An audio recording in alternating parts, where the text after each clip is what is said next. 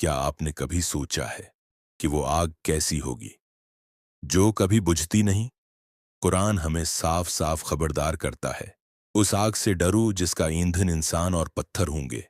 जरा तसव्वर कीजिए, वो आग लकड़ी से नहीं जलेगी, वो आग कोयले से नहीं भड़केगी, बल्कि नाफरमान इंसानों से और अल्लाह के सिवा पूजे गए पत्थरों से।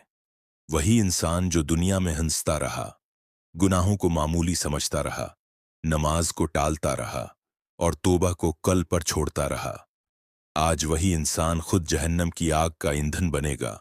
और वो पत्थर जिनके आगे सजदे किए गए, जिनसे उम्मीदें बांधी गईं, आज वही पत्थर अजाब की आग को और ज्यादा भड़काएंगे। ये कोई कहानी नहीं, ये कुरान की तनबिया है, ये अल्लाह की तरफ से सख्त खबरदार है। अभी वक्त है, सांस बाकी है और तौबा का दरवाजा अभी तक खुला है। आओ, इस आग से पहले अपने दिल को जला लें, अल्लाह के खौफ से। कहीं ऐसा ना हो कि कल हम खुद उसी आग का हिस्सा बन जाएं। या अल्लाह, हमें और हमारे घरों वालों को जहन्नम की आग से बचा ले। आमीन।